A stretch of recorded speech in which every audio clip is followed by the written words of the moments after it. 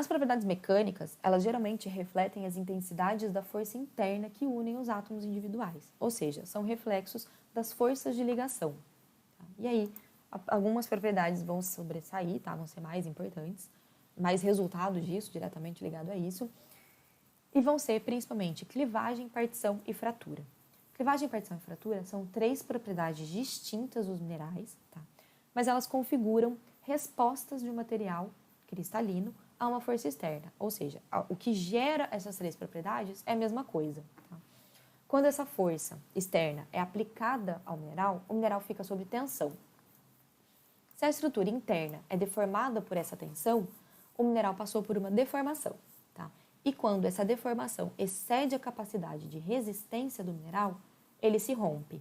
A maneira como que vai se dar esse rompimento vai ser expressa de 3 formas diferentes e vai gerar a propriedade de clivagem, ou de partição, ou de fratura. Tá?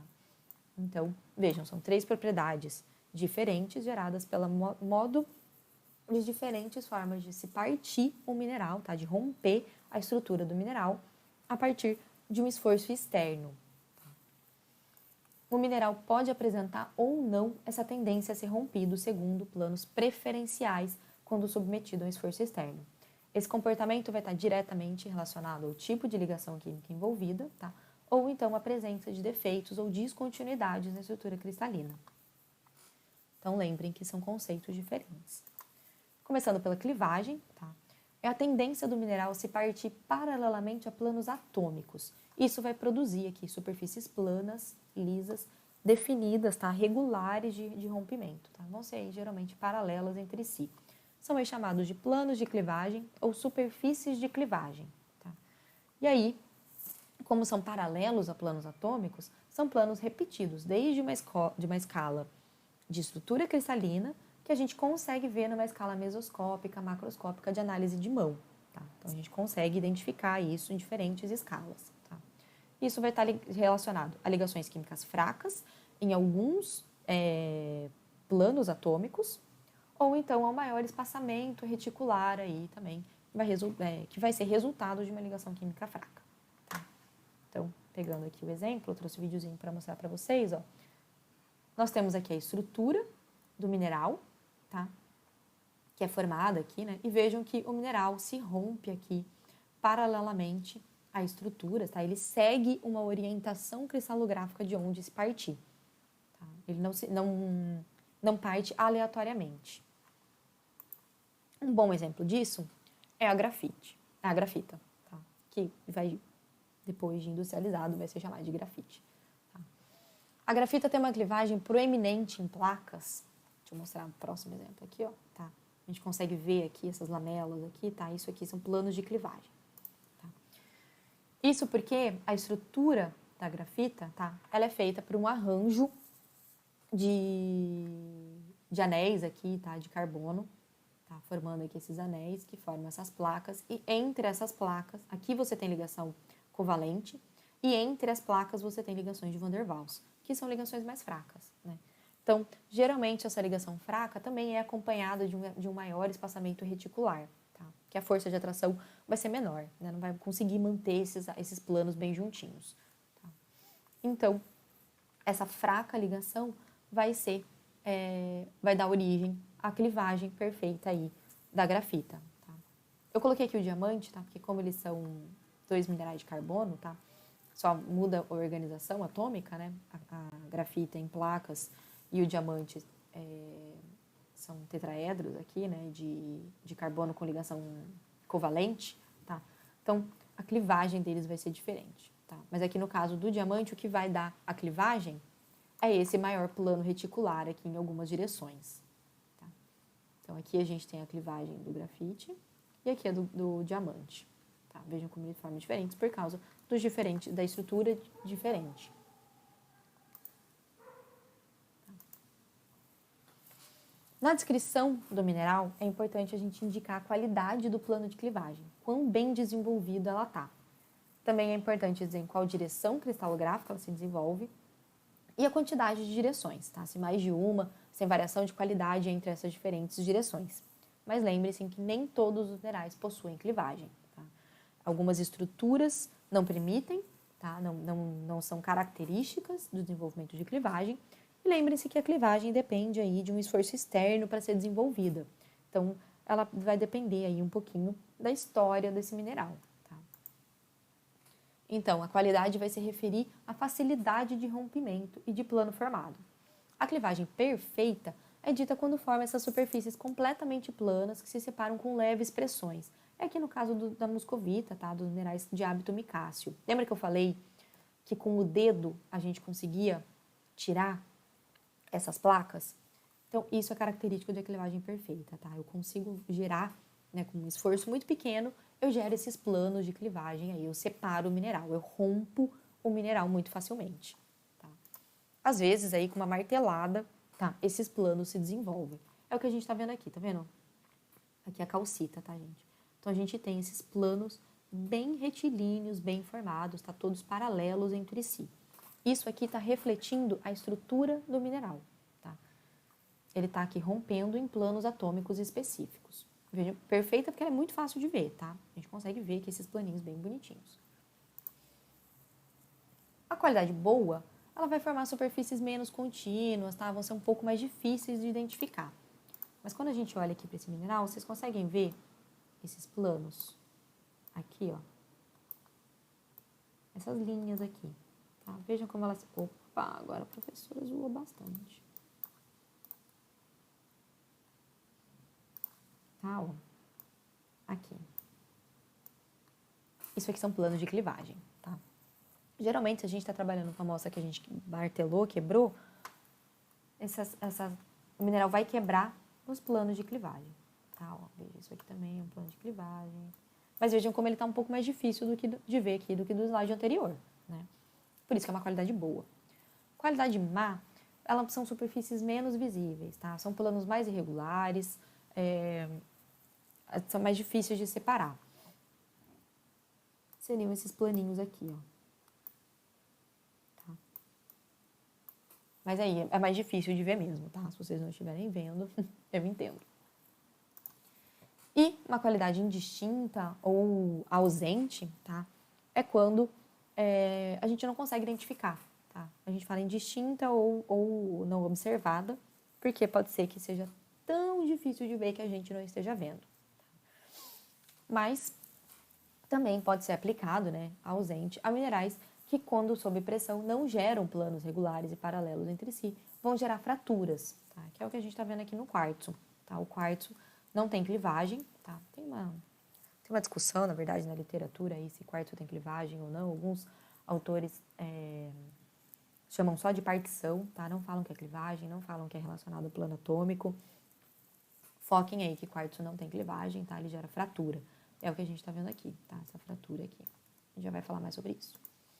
Então, a clivagem ocorre, né, porque o mineral tem ligações mais fracas para unir átomos em determinadas direções específicas, tá, da sua estrutura. São as direções onde ele vai se romper preferencialmente. Tá? Então, diferentes estruturas cristalinas vão resultar em diferentes direções e diferentes quantidades de rompimento. Por isso que diferentes espécies vão ter diferentes clivagens. Tá? Então, pode ter clivagem num plano só, como no caso da muscovita, clivagem em 2 planos, como no caso aqui do feldspato, clivagem em 3 planos, tá? Como aqui da lita, tá?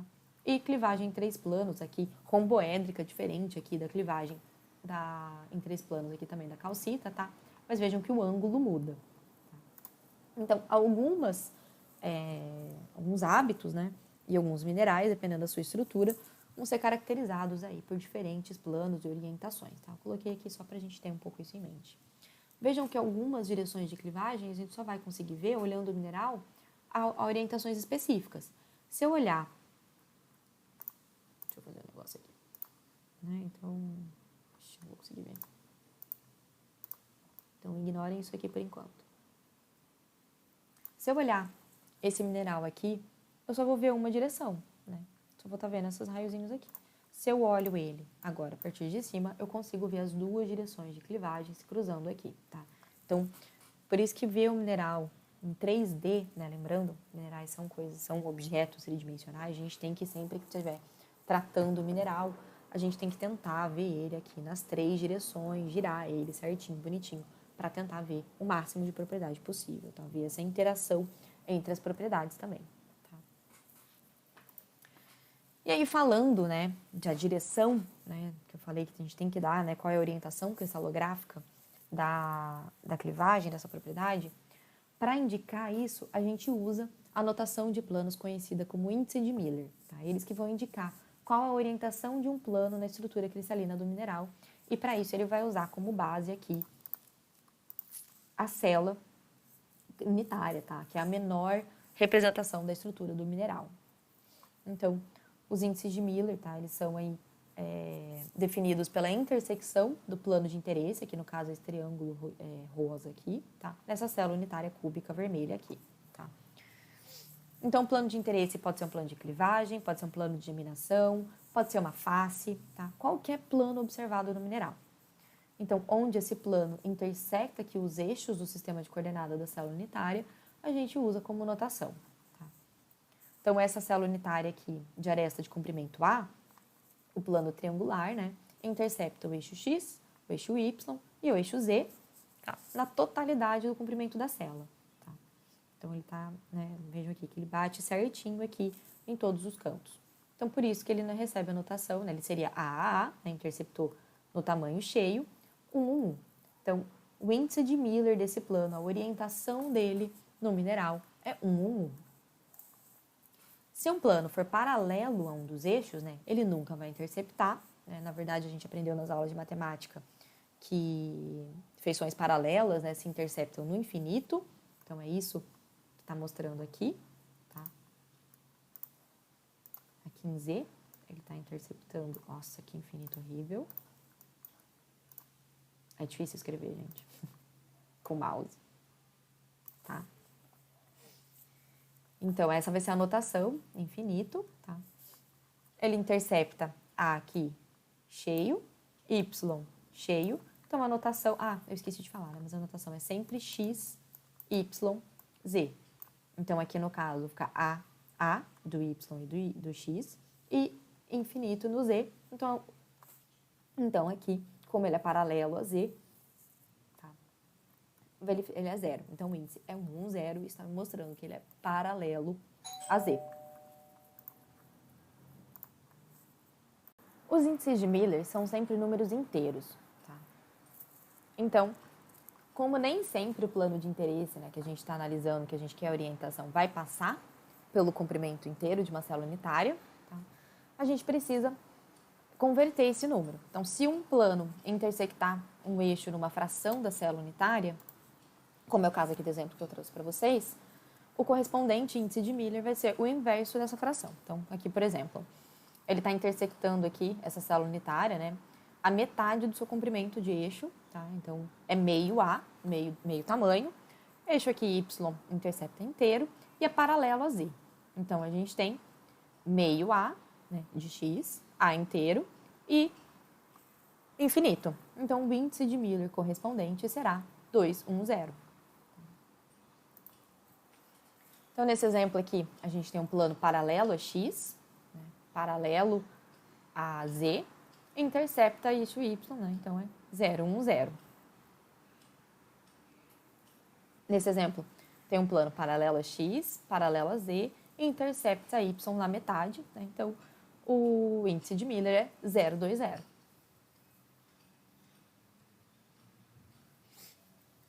Tá.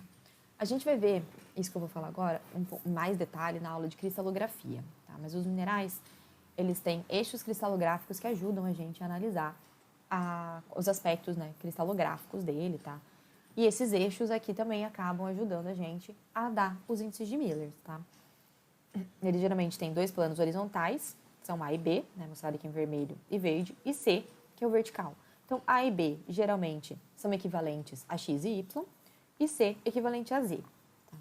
Então, algumas faces minerais, por exemplo, já têm índices de Miller bem clássicos, como é aqui, esse aqui, né, quando intercepta o eixo A, é o 100, quando intercepta aqui o B, né, seria essa face aqui, né, é o 100, 010, tá? E quando intercepta aqui o eixo X, é 001, tá? Esses 3 aqui são os mais famosos, tá? A gente usa bastante para descrever clivagem de mineral. Tá? E os eixos, eles podem ser positivos ou negativos, tá? Em relação a extremidades, para frente do centro do cristal ou para trás do centro do cristal. E isso vai ser refletido também nos índices de Miller, tá? A notação do plano vai indicar se o plano está interceptando o eixo positivo ou negativo. A forma como isso é notado é com esse tracinho em cima do eixo de Miller, tá? Então, essa face triangular aqui, tá? Ela está interceptando o eixo C positivo, o eixo B positivo e o eixo A positivo. Então, ela é notada 1, 1, 1, tá? Sem o tracinho em cima.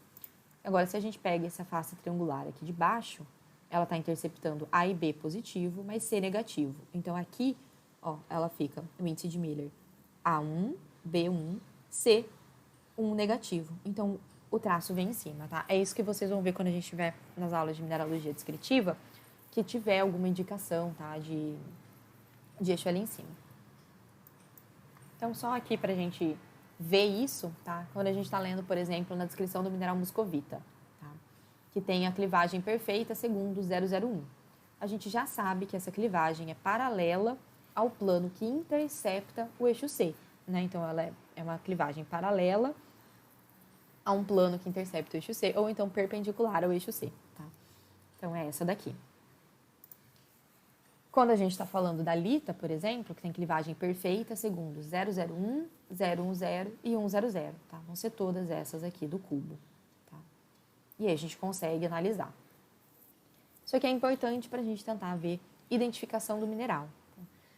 Mas aqui nas aulas, tá, gravadas, que vocês vão ver minerais por foto, por vídeos, ver a clivagem vai ser muito difícil e conseguir identificar os índices de Miller também. Mas a gente vai fazer alguns exercícios para dar uma praticada. Tá?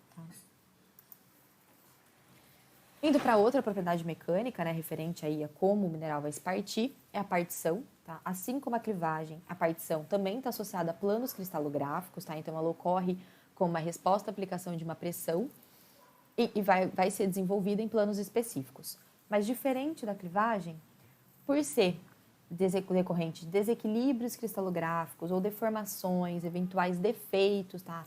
Segregações minerais, geminações que ocorrem durante ou após a formação do cristal, a partição vai contar a história de formação do cristal, tá? E não vai ser intrínseco ao mineral. O que eu quero dizer com isso? Não vão ser todas as espécies minerais que vão apresentar partição naquela direção específica. Tá? Ocorrem cristais geminados, ocorrem cristais que têm uma exsolução, tá? Ou seja, que tem desmistura de mineral. Ocorrem minerais que passaram por um esforço tectônico, geralmente também, tá? Então, geralmente são associados a processos que ocorreram após a cristalização do mineral. A clivagem não, a clivagem pode ser desenvolvida por um esforço externo até durante o crescimento mineral. Tá? Então, também não ocorre necessariamente em todos os exemplares de determinado mineral, tá? E vai se diferenciar aí da clivagem por ser plano mais irregular, um plano mais grosso, tá? Espaçamento não tão periódico como é o caso da clivagem. Eu trouxe aqui um exemplo para vocês, tá? De partição basal da hornblenda, tá? É um anfibólio. Tá aqui indicado. Então, a gente tem aqui, né, os cristais e a gente vê aqui, ó, planos de rompimento. Vejam como eles têm um espaçamento maior, tá? E eles não são mais tão finos, não são mais tão difíceis de ver quanto são a clivagem. Tá? A gente tem que tentar não confundir clivagem com partição. A fratura, tá? Ela é formada em alguns minerais quando a força das ligações químicas é mais ou menos igual em todas as direções. Tá? Então, a forma como o mineral vai se romper não vai se reproduzir ao longo de superfícies de clivagem. Tá? Ela não vai ocorrer ao longo de nenhuma direção cristalográfica específica. E aí que é gerada a fratura. Eu não sei por que não está passando o videozinho aqui. Aqui. Tá, então vejam. Tá. Ele não está seguindo a orientação dos planos. Isso gera a fratura. Tá?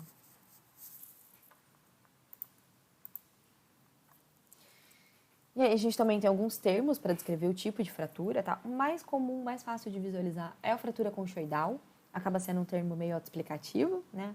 Quando é que forma essa fratura aqui de superfície lisa, com essas curvas, tá? Que forma aqui uma estrutura semelhante à superfície interna de uma concha, tá? É o exemplo do quartzo que eu mostrei antes lá, tá? Agora aqui da obsidiana, tá? Que a gente forma essas fraturas conchoidais. Serrilhada, quando o mineral se rompe segundo uma aresta dentada, irregular ou recortada, forma essas bordas cortantes, tá? Geralmente mineral nativo tem fratura serrilhada. Fratura fibrosa, né? Quando você consegue soltar facilmente as fibras de minerais com hábito fibroso. Tá? E a fratura desigual ou irregular, que também é outra bem comum, quando o mineral se rompe, tá aqui formando essa superfície rugosa e irregular. Tá? Então, essa superfície aqui com todos esses altos e baixos dispostos aleatoriamente. Então, vejam que ela é diferente da fratura conchoidal. Tá? A conchoidal, ela forma aqui essas ondulações concêntricas, tá? E aqui não. Então, só para reforçar para vocês, tá? Um mineral pode apresentar uma, pode apresentar duas, ou pode apresentar as três ao mesmo tempo, ou pode apresentar nenhuma. Pode ficar muito difícil de ver. É muito difícil um mineral que não tenha fratura, tá, pessoal? Quando ele não apresenta clivagem ou partição. Porque durante o crescimento, o mineral passa por uma infinidade de processos, tá? Geralmente, fraturas são bem comuns. Passando para outra propriedade, a dureza. A dureza de um mineral é definida como a resistência de uma superfície lisa apresenta ao ser arranhada ou riscada por outro mineral. Tá? Então, o grau de dureza é geralmente determinado de maneira relativa, observando aí a facilidade ou a dificuldade que o mineral tem em ser riscado por outro. Tá? E essa determinação geralmente é feita utilizando a escala de Mohs. A escala de Mohs ela é constituída aí por 10 minerais classificados em ordem crescente de dureza. Tá? Então, cada mineral aqui dessa escala, né, risca o anterior e é riscado pelo seguinte. Então, aqui, o talco não risca ninguém, né? Talco é o mineral de menor dureza. E vai ser riscado pela gipsita.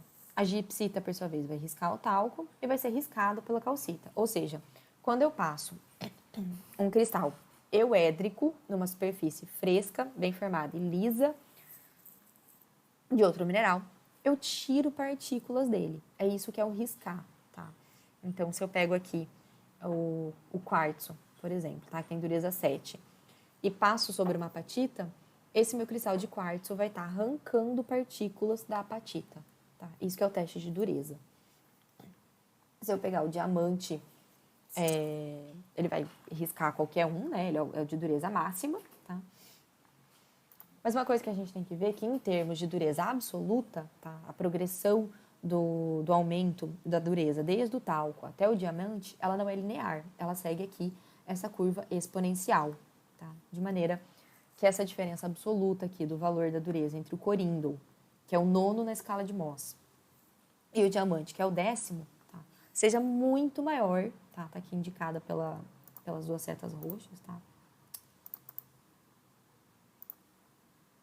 Tá? Então, essa diferença de dureza absoluta, tá? Entre o coríndon, que é o 9 na escala de Mohs, e o diamante, que é o 10º, é muito maior do que a diferença aqui entre o talco e o gipsita, que são mineral 1 e 2, respectivamente, da escala de Mohs. Então, pensem que a escala de Mohs é uma escala de dureza relativa. Tá? Para fazer a dureza absoluta, são feitos testes de laboratório. Tá? Isso aqui facilitou muito para a identificação mineral. O que a gente faz, tá, para auxiliar essa determinação da dureza, a gente usa ou os minerais já identificados, tá? Por exemplo, eu tenho certeza absoluta que isso aqui é uma turmalina, então eu vou usar, eu sei que a dureza da turmalina fica ali entre 7, eu vou usar ela para riscar outro mineral. Tá? Por isso que a gente usa geralmente aqui esses minerais da escala de Mohs, a gente grava, tá, a dureza deles e usa eles para identificar. Ou então a gente usa outros materiais de dureza conhecida, como aí a unha, tá, que geralmente fica aí até uns 2,5, a moeda de cobre, que fica até 3,5, o vidro, tá, que vai aí até 5. Canivete é muito comum, tá? Fica aí o aço do canivete feito entre 5 e 5,5.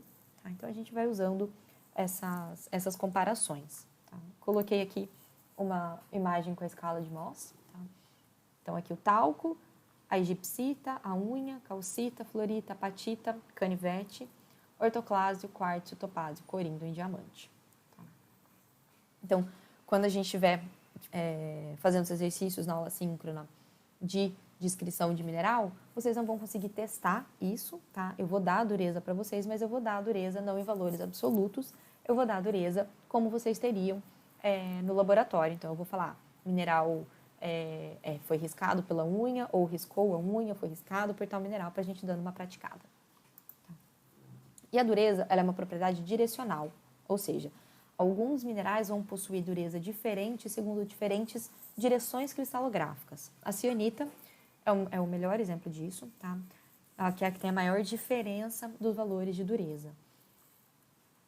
Eu lembro que eu falei para vocês que o outro nome da cianita é disteno, né? Isso baseado no fato dela ter duas diferentes durezas.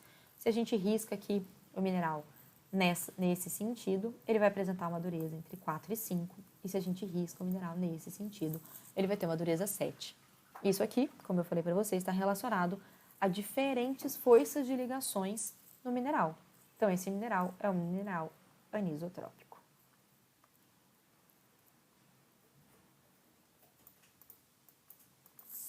Tá? Um exemplo prático aí para vocês, tá? Disso. Se eu quiser colocar um piso, por exemplo, num prédio comercial, numa estação de metrô, um lugar que tenha alta circulação de pessoas por muito tempo. Tá? O que vocês acham que vai ser melhor? Eu colocar uma placa de revestimento de granito, que é uma rocha aí constituída essencialmente por quartzo, que tem uma dureza 7, e um feldspato, que varia entre 6 e 6,5, ou mármore, tá? Que é uma rocha constituída aí essencialmente por calcita, que apresenta aí dureza em torno de 3. Qual vai ser mais adequado? Qual material vai ter mais resistência mecânica ao desgaste do dia a dia, não vai ficar feio, não vai precisar ser substituído com mais frequência? É o granito. Tá?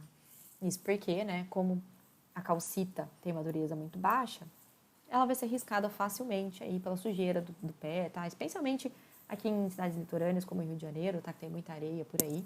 Tá? Enquanto que o granito, que é constituído predominantemente por minerais mais duros, vai ser mais resistente. Fatores que vão controlar a dureza. Tá? Primeiro, vai ser o tipo de ligação química, né? Então, que vai estar presente aí no mineral. Quanto mais fortes forem as ligações, maior vai ser a dureza do mineral. Então, por isso que varia na direção cristalográfica, tá? Onde predominam ligações covalentes, a dureza vai ser maior, como é o caso do diamante, tá? Que só tem praticamente ligação covalente. A resistência geral da estrutura cristalina, tá? Ela resulta de todos os seus tipos de ligação. A dureza dessa mesma estrutura vai ser a expressão da sua ligação mais fraca. Tá? Então, geralmente, por isso que a gente fala que a grafita tem ligação baixa de 1,5. Apesar de ter ligação covalente na estrutura da grafita, predominam aí, né, o que mais interfere vai ser a ligação de Van der Waals entre as placas. Outro fator que vai controlar a intensidade da dureza vai ser a distância entre os planos reticulares, tá? Então, a dureza vai ser inversamente proporcional à distância. Quanto menor a distância, maior vai ser a dureza. E a valência dos íons, tá? Compostos isoestruturais, que são também chamados aí de minerais isomórficos, que apresentam o mesmo tipo de estrutura cristalina, mas têm composição química diferente, tá? Então, por conta aí da valência dos íons que vão estar integrando essa mesma estrutura, tá? Vai mudar a valência, tá? Então, vai mudar a dureza. Então, aqui, minerais que apresentam a mesma estrutura, tá? Virionita, periclásio, esse aqui não são minerais, tá? Mas era só do exemplo aqui, tá? Então, aumentando a valência, aumenta a dureza da escala de Mohs. E dureza é uma propriedade diferente de tenacidade. Tá? Tenacidade é a coesão do mineral, ou seja, é a sua resistência a ser quebrado, esmagado, dobrado ou rasgado. Não tem relação nenhuma com dureza, tá? E isso é muito bem exemplificado no mineral diamante. Por quê? O diamante é o mineral de dureza mais elevada, 10 na escala de Mohs, tá? Mas tem uma tenacidade relativamente baixa. Tá? Se eu martelar um diamante, ele vai quebrar com muita facilidade. Agora, se eu pegar, são poucas as substâncias que são capazes de riscar a superfície do mineral. Então vejam que dureza é resistência ao risco, tenacidade é resistência à quebra. Tá? Essa é uma propriedade física bem importante de aplicação do mineral na indústria. Tá? Mas acaba tendo aí uma aplicabilidade mais restrita na determinação de minerais. Tá? Tanto que, né, a gente raramente faz análise de tenacidade em mineral para sua identificação. Tá? Então, ele vai ser quebradiço se ele se rompe ou pulveriza com facilidade, tá? São materiais friáveis, então eles se quebram muito facilmente e os fragmentos ficam no lugar, né? Eu martelo, eu quebro e ele ficou. Frágil, né? É material que quebra facilmente, mas os fragmentos, eles né, dão aquela espirrada, eles vão saltando para os lados. O diamante é um mineral frágil, tá? Se você martelar, ele vai quebrar e vai sair pulando, tá? Eles vão divergir ali do ponto de quebra. Tá? Tenaz é um mineral que possui grande resistência contra ataque mecânico, tá? Então, é praticamente inquebrável, você precisa aplicar uma força muito, muito grande para o mineral quebrar.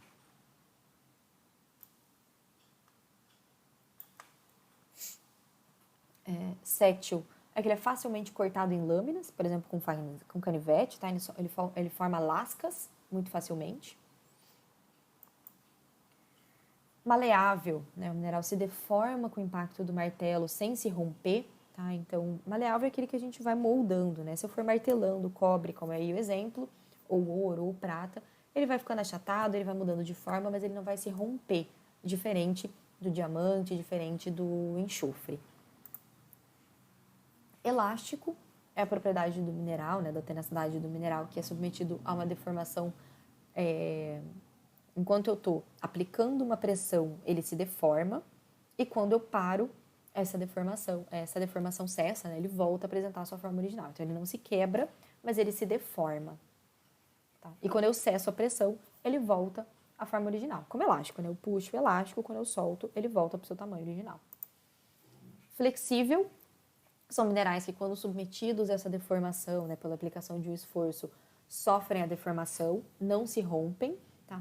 E quando eu retiro a pressão, eles não formam a forma original. Tá? E dúctil, eles formam quando subtracionados, né? Eu vou puxando o mineral, ele vai deformando aí na forma de fio e também não rompe. Geralmente, aí, ouro e prata formam isso.